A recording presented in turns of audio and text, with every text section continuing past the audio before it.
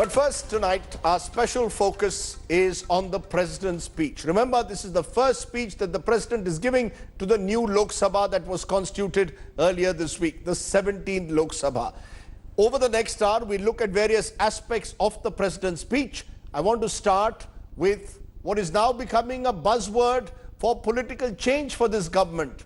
One nation, one poll. 24 hours after Prime Minister Modi chaired an all-party meet on one nation, one election, the President pitched for it in Parliament, saying it was the need of the hour. Listen in to what President Kovind had to say.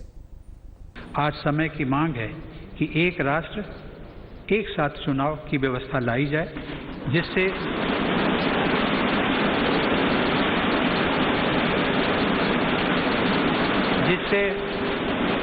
देश का विकास तेजी से हो सके और देशवासी लाभान्वित हो।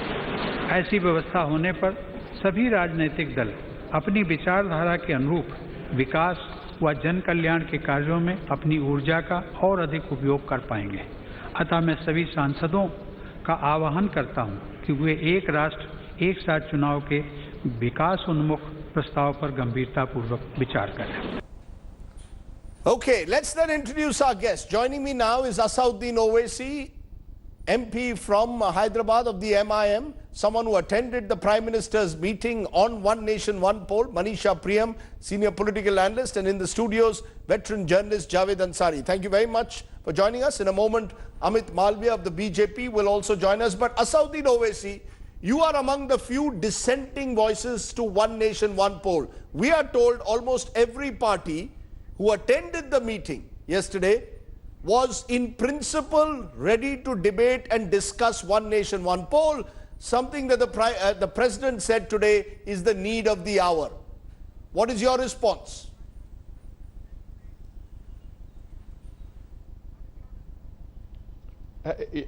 You know, I don't know what is the need of the hour.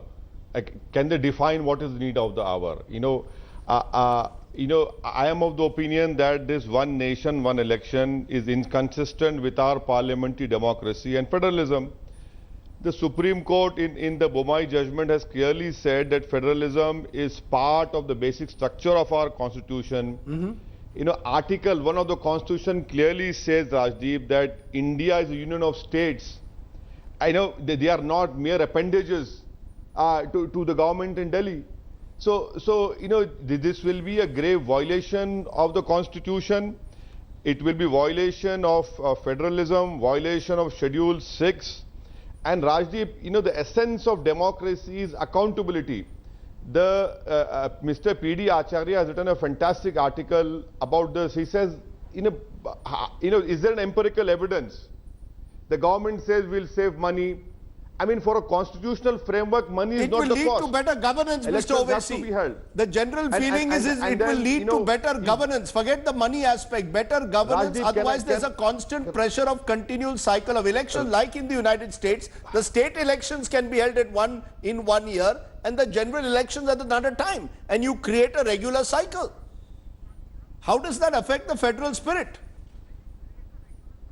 Rajdeep, can I remind you, yes, when was the demonetization decision taken? When was it taken? Before UP and 4 state elections. Did it stop the government from taking such a radical decision? And we as a country are still feeling the after effects of that wrong and a demonic decision. Did it stop the government? No. Is there an empirical evidence to back up that? No. So what is the empirical evidence? You know, I am of the opinion that the Manmohan Singh government of 10 years, we had an economic growth. 5 years of Modi government, they claim they have an economic growth. I say no. But did it stop them from taking decisions? No. So, you know, what is it that they want to do? I am of the opinion that if you have election, Rajdeep, please listen to me. You have an elections. What happens if a state government falls down? What happens if 356 is used?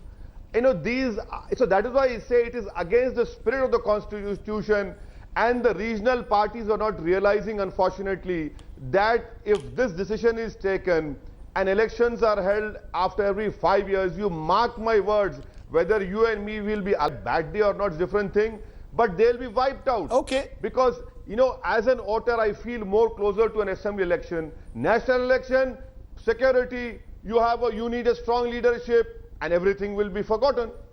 Can I just bring in Manisha Priyam? Let's just look at this specific point you have raised, that it is against the federal spirit.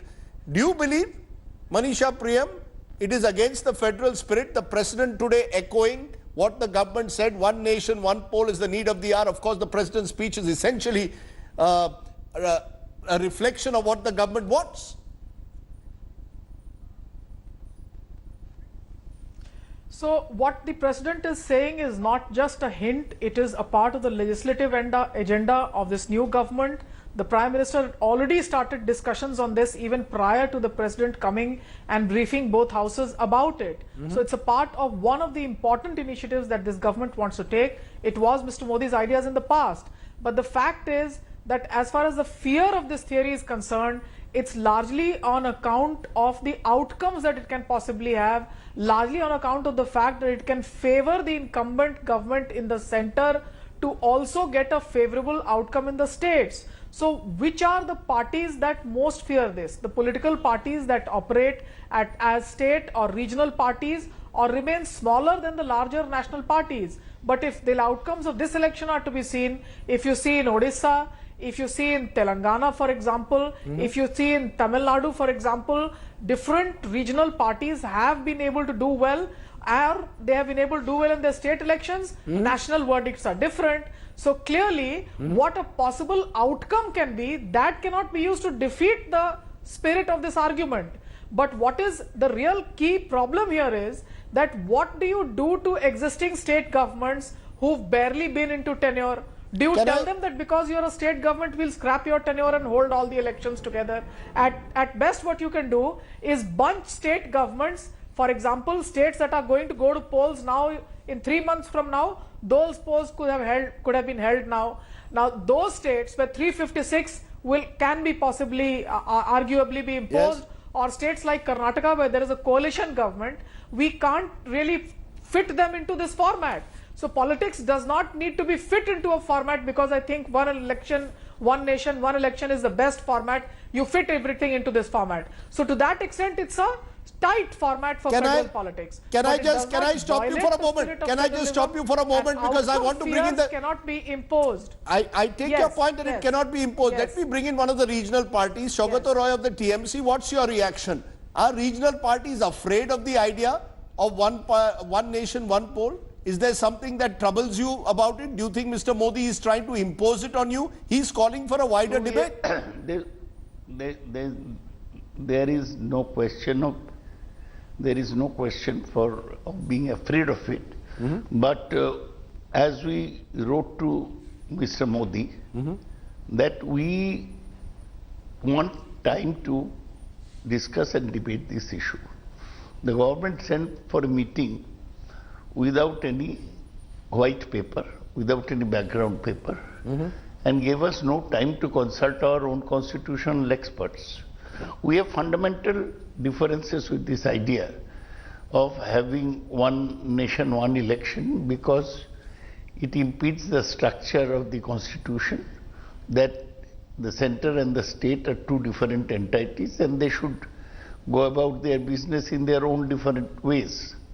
The government is trying to straitjacket the whole nation into one pattern.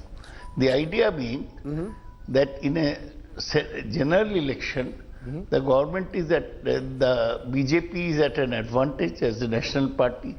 They will go for one strong government at the center, and that will give them an advantage as far as state elections are concerned. Let me take that to Amit Malviya. I'm going to ask all my guests to... we have a lot to go through in this program. Let me get Amit Malviya to respond to what you're saying. Amit Malviya, you're hearing the opposition parties both saying, both the Trinamool Congress and the MIM, and we know the Congress has a similar view, they feel one nation, one poll is designed to straitjacket this nation in a manner that the ruling party gets an advantage. The party ruling at the center can then dominate an election. Rajdeep, I'm not quite sure if that is born out of any fact. You look at the recently concluded election, the Lok Sabha. You look at state like Odisha, which had simultaneous polls as far as both Lok Sabha and Vidhan Sabha is concerned. People have voted differently when they have exercised their option for the Lok Sabha and have voted for the BJD in the state assembly election. We saw similar trend in TRS, although it wasn't simultaneous but almost quite close. We saw that TRS swept the assembly, whereas the BJP did quite well. You know, it won 4 seats in Telangana. So I think we should stop undermining the choices that people make and stop believing that they will not exercise their vote in accordance to their wisdom. Also, this idea of one nation, one poll is not new for us. We've had from 1951 to 1967, 3 general elections and assembly elections were actually conducted together, and I don't think we had a problem. It was later that disruption happened and this whole cycle went for a toss, and I think it's about time that we get back to it as a country. Because it saves a lot of money. You're saying saying you believe it saves a lot of money, it's a more effective way of running the country. Javed Ansari, a quick response to what you're hearing. Is this the Prime Minister trying to, in some way at least, craft some kind of political reform? At least should there be a debate? Is it worth a debate or not? No, it's certainly worth a debate, but whilst we debate, we also need to consider, to study the practicality of this. An election commission which cannot hold simultaneous polls in state and assembly elections. Look at in Jammu and Kashmir. The general elections were held in 7 phases. It took us a month of Sundays it just went on and on and on. So this raises So you think there are practical difficulties? Huge difficulties. Okay, practical difficulty. Let's turn to the second point that the President raised today. Now, one of the crucial bills that's hanging fire in this parliament is triple talaq. The BJP was successful in passing it in the Lok Sabha. It still faces a Rajya Sabha hurdle. But the President today made it clear that eradication of triple talaq and nikah halala was necessary. Will the opposition back the move? Listen in to the President. देश में हर बहन बेटी के लिए समान अधिकार सुनिश्चित करने हेतु 3 तलाक और निकाह हलाला जैसी कुप्रथाओं का उन्मूलन जरूरी है।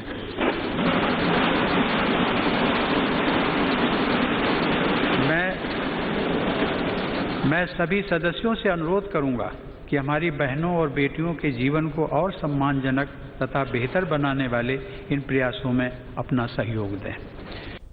Mr. Owaisi, you may have seen some of the loudest cheers in the House today was when the President made that statement on triple talaq and nikah halala. You're among those who opposes it. Do you believe that here too the time has come to find a solution? It's been hanging fire for much too long.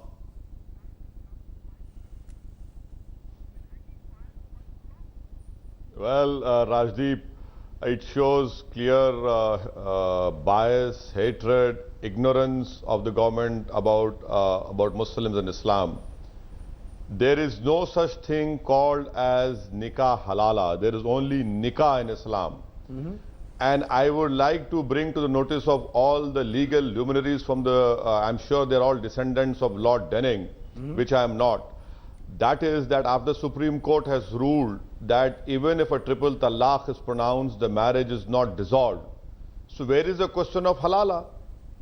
See, these are all social evils which has to be eradicated, and we are for it. You are bringing in a criminal provision in a civil contract, that is marriage in Islam is a civil contract. Fourthly, that is again unconstitutional. It will be, end of the day, if government passes with its brute majority, it will be challenged in Supreme Court, and I'm pretty much sure that this will be struck down because the Supreme Court has said marriage is not dissolved.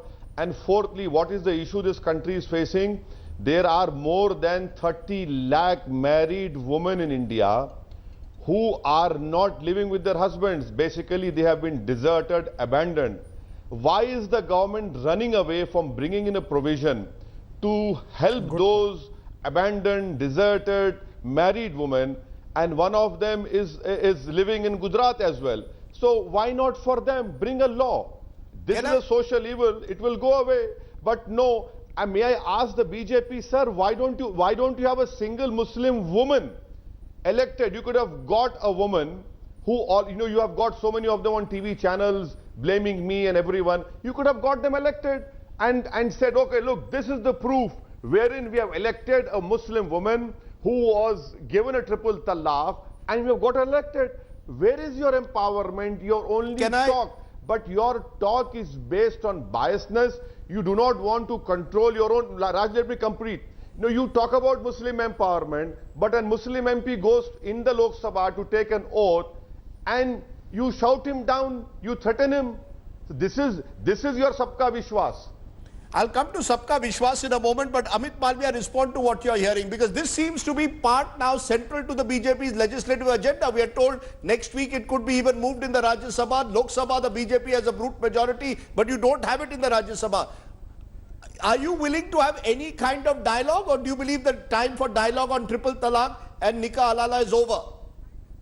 Well, Rajdeep, you know, I don't know what OAC was so upset about. The fact is that it were Muslim women who went to the court.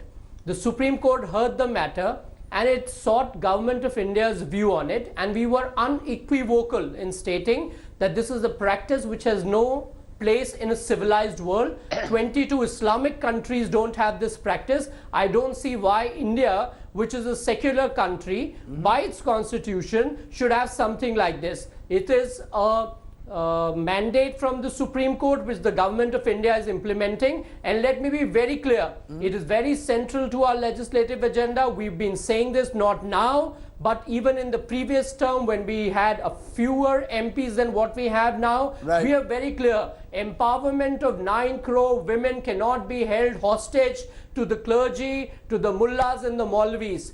They are as much deserving of their space, their right, equality and life and dignity as any other woman of any other religious persuasion is. I don't care what the likes of OAC say, because everything that is being done in the remit of India's constitution, and last I knew, OAC or for that matter any other Muslim MP or clergy or Maulana or Maulvi were not above it. You're listening to this debate, Manisha Priyam. Do you see this? These are the kind of debates that will shape this 17th Lok Sabha. Do you believe that triple talaq will be used by the BJP now to say, look, the time has come for reform in Islam, and then make it an issue as they have of gender equality, of the need perhaps towards a uniform civil code one day?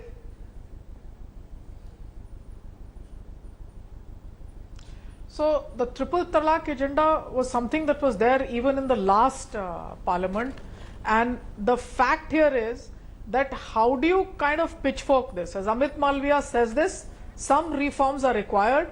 Muslim women also have rights to equality, rights to freedom, and those egalitarian pursuits have to be made.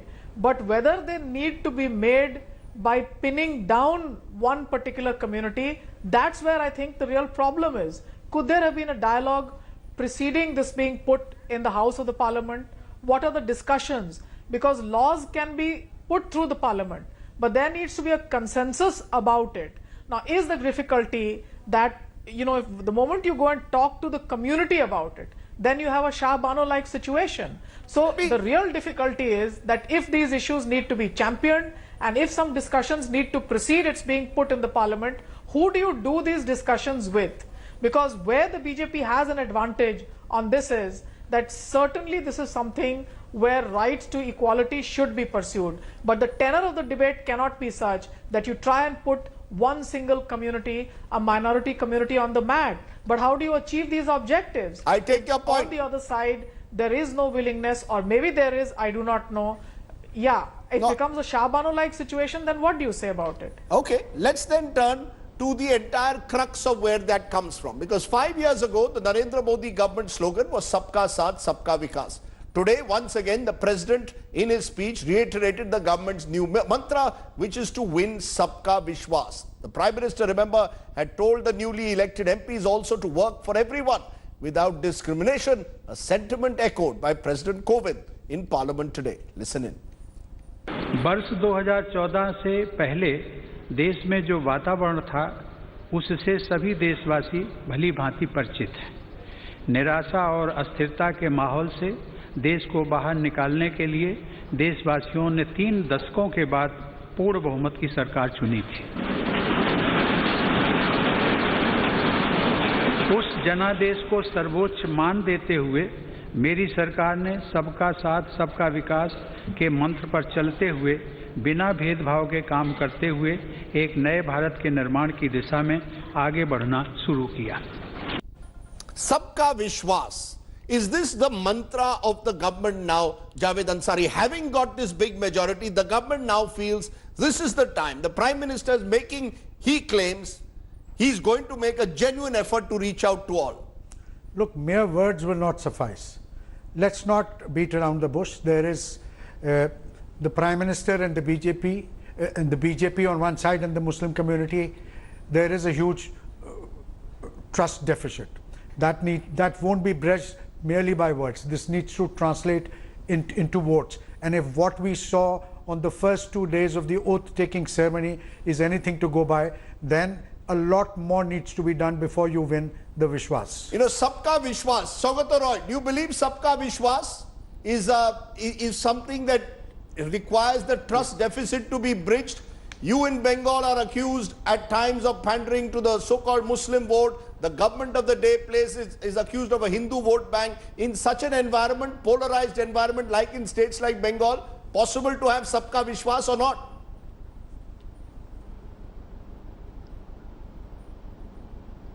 No, this government of the BJP obviously does not have the vishwas or trust of the Muslim community.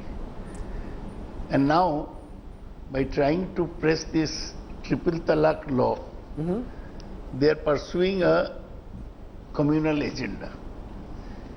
I go by Jawaharlal Nehru's statement in this regard, that we shall change Muslim personal law as and when the Muslim community desires it. Now, No, but Muslim Subka personal law vishwas is related to Sir, with due regard, Muslim Subka religion, vishwas goes Islam. beyond triple talaq. Let's be honest. सबका Subka विश्वास vishwas. कैसे होगा? सबका विश्वास Yes. no, सबका विश्वास कैसे होगा if you are trying to forcibly have a law on Muslim women's divorce down the throat of the Muslim Right. community. Let Has me- the Muslim community come to the Prime Minister and said that please implement? So basically, the government continues to pursue its communal agenda by saying that, look, we are trying to reform the Muslims. No, 1 we are minute. not. You know, 1 minute. So Why? we Hindus should get No, maybe together and you are resist. playing It on is the a very fears and dangerous- prejudice. No, 1 minute, it's sir. a very dangerous Saugata Roy, let me take that to communal Asauddin Owaisi. agenda. The question is, Asauddin Owaisi, the Prime Minister is with a large majority now saying Subka vishwas. Why is it that you are not willing to accept this reach out? The Prime Minister says, I am willing to reach out. I will give scholarships for minorities. I will reach out to minority groups. Why is it that you are unwilling even now to say, look, maybe Modi 2.0 is different to Modi in his first term? Or Modi is not necessarily the rest of the Sangh Parivar?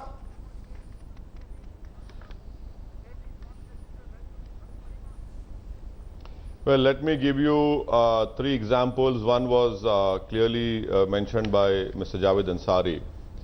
One is that the new MOH of Home Ministry said that Hyderabad has become a den of terrorists. Is that a Subka Vishwas? You had your own Giriraj minister talking in a demeaning way about Iftar party, which was hosted by Bihar Chief Minister, attended by the BJP's own Deputy Chief Minister. And this Subka Vishwas, Rajdeep, cannot be given to Mr. Modi. This was written in an editorial in a Hindu newspaper on that day when Mr. Modi as a Prime Minister was attending his parliamentary party meeting. So Mr. Modi conveniently had picked up this word from the Hindu editorial. You know, today the TDP MPs have joined BJP. 2 of them are facing ED, CBI inquiry. So it's not Subka Vishwas, it is Satta ka Saath, to Vishwas milega. That is the issue. You know, very, very serious allegations being made, and they are true to some extent, Amit Malviya. The 2 TDP MLAs, 2 of the 4 have serious financial crimes being investigated by your same NDA government. Many of your ministers continue to make statements that are interpreted as communal. You've had Jai Shri Ram chants in parliament when the likes of Mr. Owaisi were being sworn in. How do you build Subka Vishwas in such an atmosphere where you're either breaking opposition parties or you are, in a sense, inciting the likes of Mr. Owaisi inside Parliament? You know, Rajdeep, first of all, I have a problem with how some people have selectively interpreted Subka vishwas as minorities, and even within the minority, they only speak of the Muslims. That is a serious issue in terms of how we have started looking at issues. Then within the minorities, within the Muslims, you want to look at only hardliners, then 9 crore or 50% women in that community don't matter. This selectivism that we see in the narrative is quite worrisome. That's point number one. The other very important aspect is when the Prime Minister spoke about Sabka Vishwas, he spoke in the context of those who voted for the BJP and those who decided to wait for another term before they make up their minds. The point remains that we have to reach out to everybody, irrespective of their caste, community, religion, creed, whatever else you may like to think about. How are you doing it by chanting Jai Shri Ram in Parliament? How are you doing it by breaking the TDP in the Rajya Sabha? How are you building Sabka Vishwas? You seem to be already in the last 48 hours acting like this dominant party which believes that it's here to stay. Do you agree that the government needs to do more, that the Prime Minister needs to do more? Why have you broken the TDP and taken 2 MPs who are being financially investigated by your government? It suggests that all you want is a majority now in the Rajya Sabha at any cost. Well, Rajdeep, we are going to have a majority in the Rajya Sabha by the end of 2020. So that can't be the reason for these TDP MP joining and we welcoming them. That's point number one. The other important aspect is, and I heard you have a problem with Jai Shri Ram, but you don't have a problem with Allahu Akbar. Asaduddin Owaisi in the parliament said Allahu Akbar, which is a religious slogan. Jai Shri Ram is a mere salutation. You can interpret it that way, but you want to look at Jai Shri Ram as communal and Allahu Akbar as some kind of a fragrant saying in the parliament. You also made a strong point. Is this? You made a strong point. Let Asauddin Owaisi respond. Asauddin Owaisi, the fact is the time maybe has come to step back from this religiosity in politics. The BJP MPs who shout Jai Shri Ram are combated by you saying Allahu Akbar. Hasn't the time come to step back from this kind of politics? India has more serious issues on the economic front, which really should be at the center stage. And maybe that's what the Prime Minister is trying to suggest.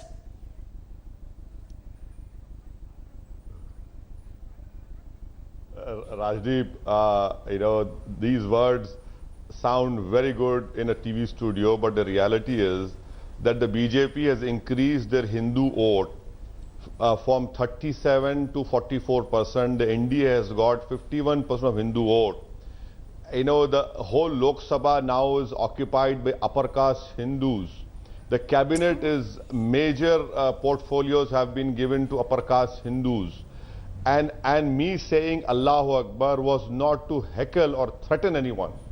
And I leave it to the wisdom of the Honorable Speaker. If he feels that I have crossed the line, let him expunge it. But was I shouting in the face of a BJP MP while he was going to take an oath on the Constitution of India? No. It was a BJP who has more than 300 MPs who still feel embarrassed when they see me. And I'm really surprised that when they see me only, that they remember Maryada Purushottam Ram. I'm happy that by looking at me, they're remembering Ram.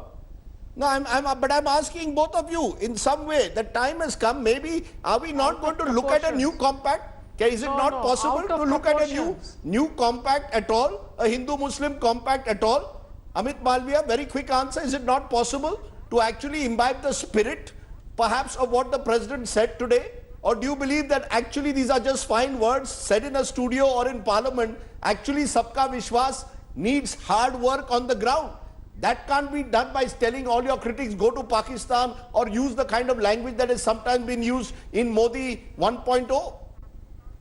As long as you have people like Asaduddin Owaisi who stand up in the parliament and threaten the country with the third wave of radicalization, the fact is that he will be accosted with slogans of Jai Shri Ram, which he is entitled to respond with Allahu Akbar. The fact remains, he made certain sweeping charges that more upper caste MPs have been elected, more upper caste MPs have been made cabinet ministers. It's actually a lie. The fact is that the BJP has the maximum number of Dalit MPs, the biggest number of people occupying the constitutional position are from backward communities. His own party this time, by stroke of luck, has got 2 MPs instead of 1 that they used to win earlier. So obviously the Muslim representation has gone up. What is the argument that he is making? He said, Jai Bhim, Jai Meem. He should go and read Dr. Ambedkar, who was very clear that Islam is a political doctrine which does not allow for non-practitioners to be part of it. Okay. His slogans are political. His slogans are convenient. The fact is that as long as people like him, whose party stands for Muslims, continue to polarize the electorate for 2 seats or 1 seat that they win once in a while, this kind of narrative will continue. But that's not the reality on the ground. Because if that was the reality on the ground, we would not have got 303 seats that we got. We got more than 40% vote share as NDA and about 37% the question as BJP. That's a big endorsement in itself. But is it possible to move beyond Asauddin Owaisi, the politics of polarization? If the president is the president's appeal somewhere and the Prime Minister's initial statements a reflection that maybe the time has come to look beyond the politics of polarization? Are you willing to look beyond the politics of religious polarization?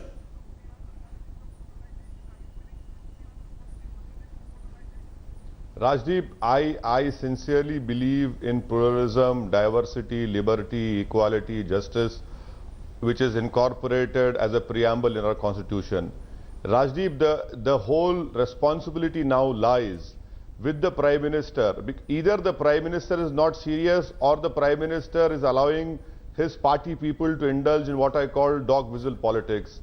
You want to take this country and make it a $5 trillion economy. May I know from the BJP spokesperson, can you marginalize and alienate a community and make India $5 trillion economy?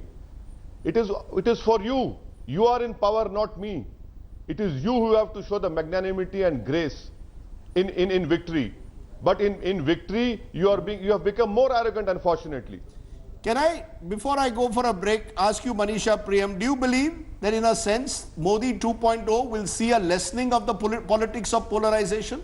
That the sheer size of the government's majority or the confidence of a second term will lead to a reduction, or will it lead to actually, as Mr. Owaisi is suggesting, an arrogance on the part of the government?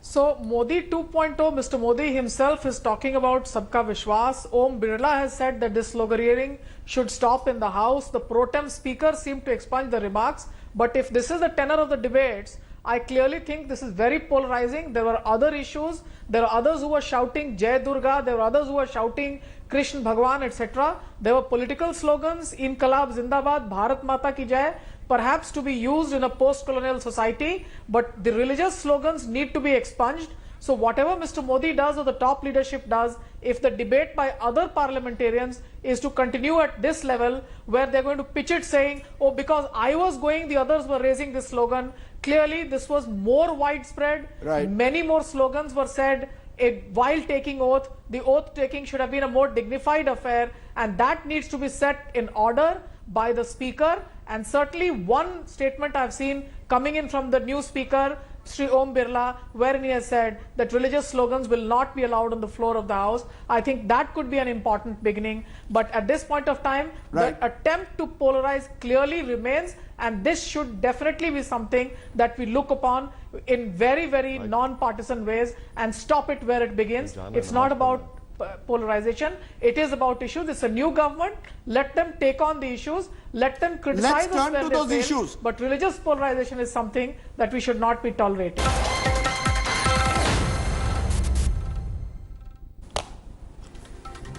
Okay, let's then turn to what really is the core issue, many believe, of the president's speech: the economy and indeed the problem of agrarian distress and water scarcity. The president painted an optimistic picture of the Indian economy, this despite the GDP for fourth quarter being at a 5-year low of 5.8%, claiming that the country was well on its way to becoming the 5th largest economy in the world. Listen in. देशवासियों का जीवन बेहतर बनाने में आर्थिक विकास की सबसे महत्वपूर्ण भूमिका होती है। आज भारत विश्व की सबसे तेजी से विकसित हो रही अर्थव्यवस्थाओं में से एक है। महंगाई दर कम है, फिस्कल डेफिसिट नियंत्रण में है और विदेशी मुद्रा का भंडार बढ़ रहा है। तथा मेक इन इंडिया का प्रभाव स्पष्ट रूप से दिखाई दे रहा है। अब भारत जीडीपी की दृष्टि से दुनिया की 5वीं बड़ी अर्थव्यवस्था बनने की ओर अग्रसर है।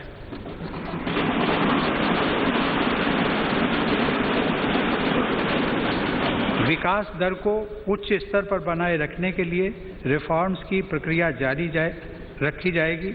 हमारा लक्ष्य है कि वर्ष 2024 तक भारत $5 ट्रिलियन की इकोनॉमी बने। Amit Malviya, this constant feel-good factor about the economy, when there are conflicting numbers, particularly on unemployment, even on GDP, isn't it time the government snapped out of denial and started getting real that we are facing economic difficulties? Rajdeep, you know, if you want to start from that premise that the government is facing or the country is facing an economic crisis, then there is no amount of argument that can change that perception. But if you really look at hard numbers, whether you look at agriculture, I've been saying this all along, and I said that even in the run-up to the election, that while no one can claim that agriculture sector is completely sorted, the fact that there is a agrarian crisis is a bit of a stretched argument, and that was borne out immediately after the election by an editorial that appeared in Times of India, which seemed to suggest that India's agricultural growth is at par with the world average and is not as bad as we would Agriculture like to incomes believe. are falling. GDP is at an all-time is at a low for 5 years. Unemployment, according to NSSO figures, is at a 40-year low. These are all hard figures. Are we going to dispute them? All I'm asking, isn't it better that the president or the government of the day gets real with people, saying, look, tighten your belts, we are in tough times. Or that we are going to go in for major reforms like banking reforms, which will enable private investment, manufacturing to kick in once again, will make access to credit and finance easier. Time to get real. You know, Rajdeep, I know there is a temptation to latch on to a number that suits your narrative. Not and my that's narrative. No, I don't mean your narrative in particular. I mean narrative of those people who want to criticize the government, which they are well within the right to do so. But it has to be born out of real numbers. It has to be born out of facts. And when that doesn't happen, that's where the problem is. We are not saying that everything is rosy, but we are saying that everything is not as bad as you want to make it look. Let me bring in Shougata Roy. Shougata Roy, do you believe that the economy is really where the debates in Parliament should now take place? In about 10 days, there'll be in 2 weeks' time, we'll have the union budget. Is this Parliament going to debate seriously on the state of the economy? Rather than simply criticize the government, also offer solutions to the serious problems, particularly that of jobless growth?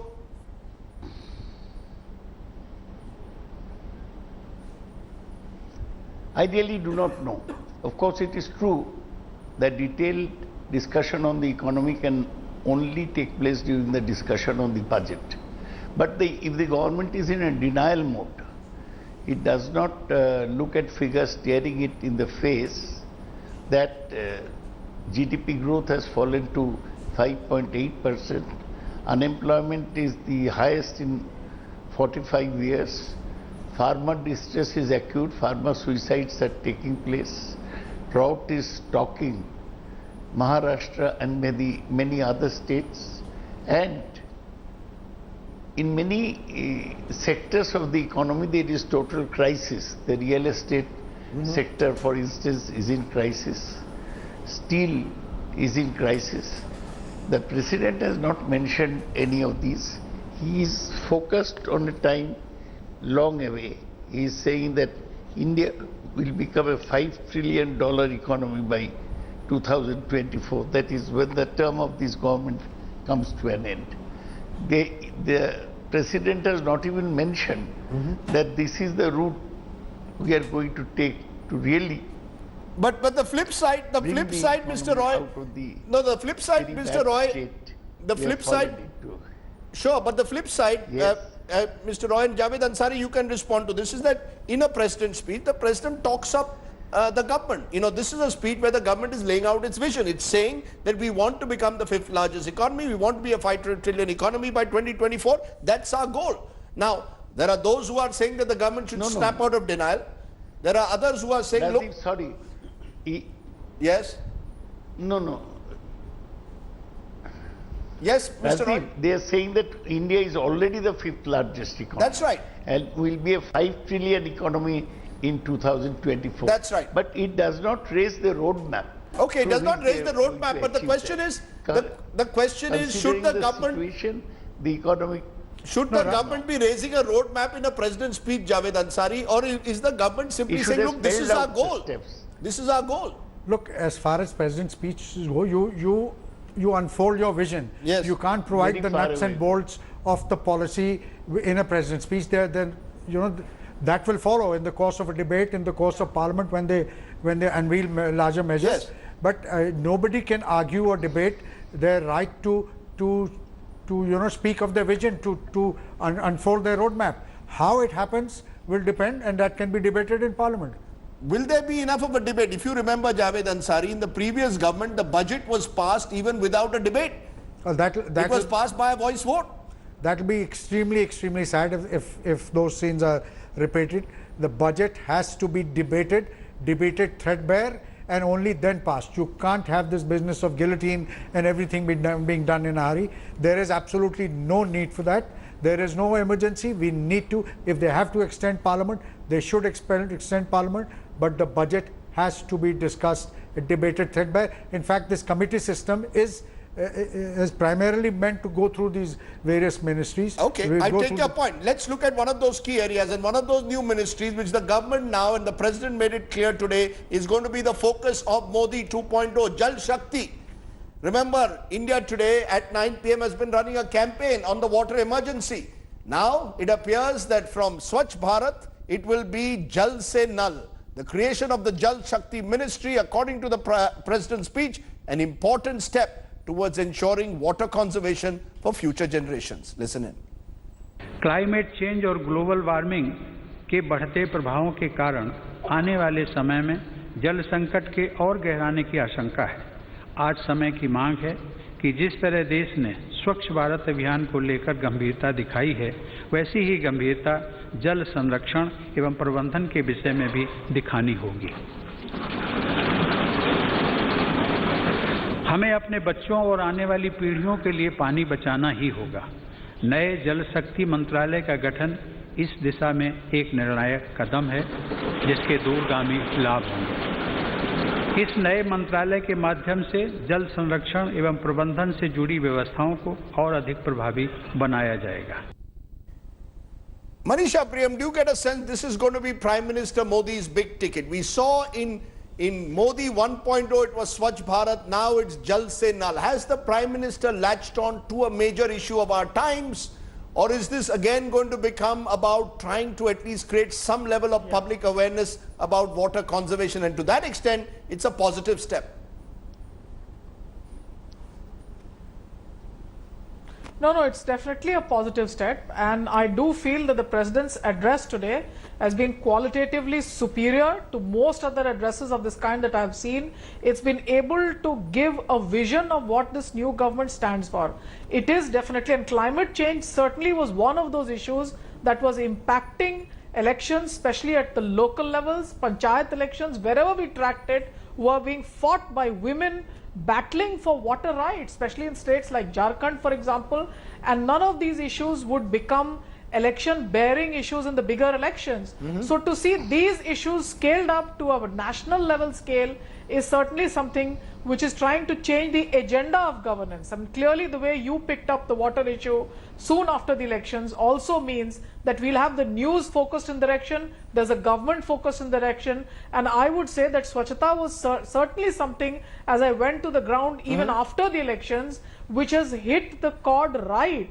It's not just about the delivery for the toilets, but there's an imagination around Swachhata, and voters think that this could be the way in which we could imagine cleaner cities, cleaner environments, and I do think that in this way the government could be leading from the front. However, in what is something that is a global policy issue, policy challenge, and impacting at the ground. However, the one thing that I saw the President could have done today was at least made a mention to the Muzaffarpur issue. The President's speech is also about Raham, the only authority in the country that has the powers of pardon, relief, grant making.